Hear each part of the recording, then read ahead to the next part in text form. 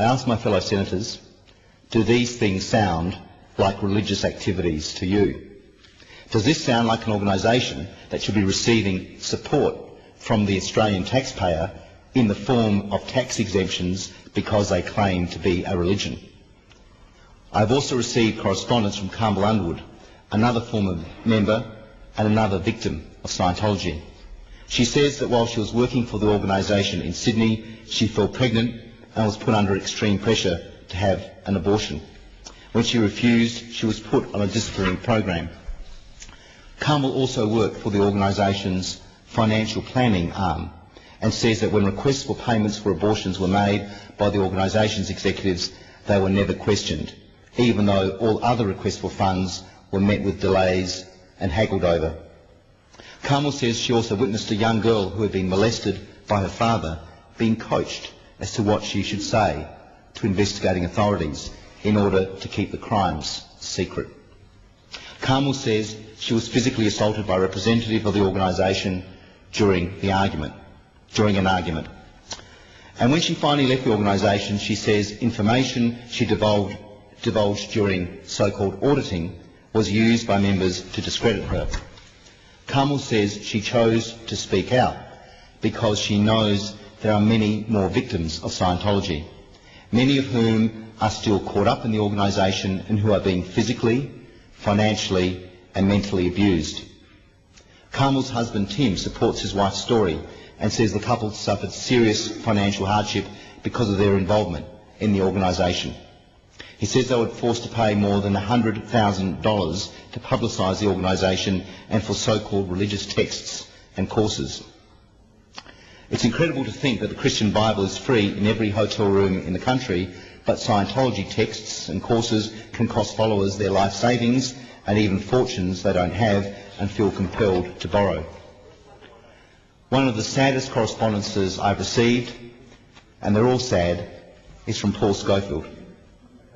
He also alleges the cover-up of child abuse by the organisation and admits being part of a campaign to cover up the facts surrounding the deaths of his two daughters.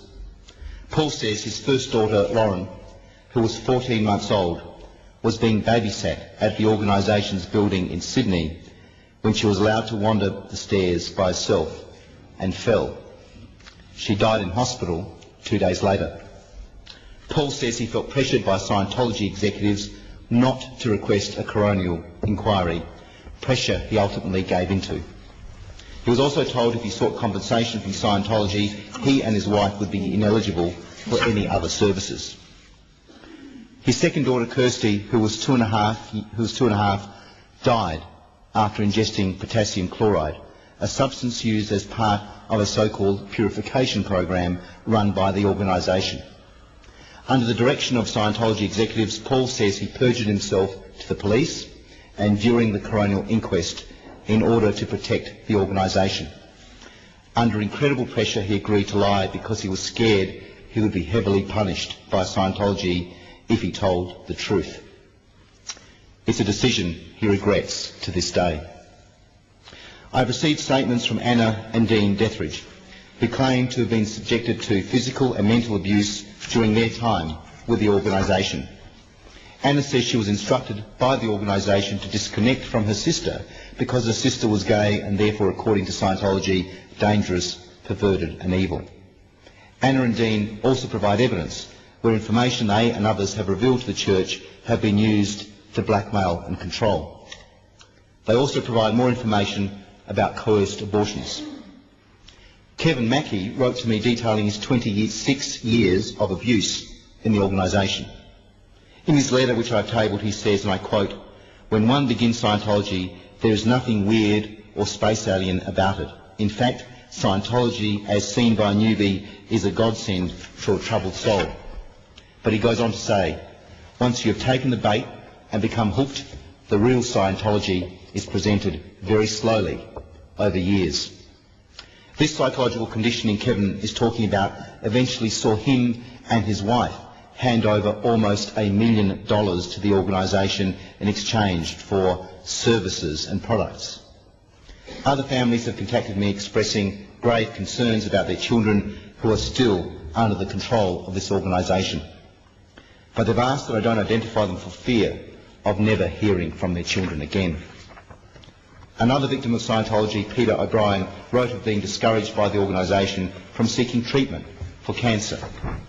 She has also provided evidence of being assaulted and cut off from her son while they were both part of the organisation.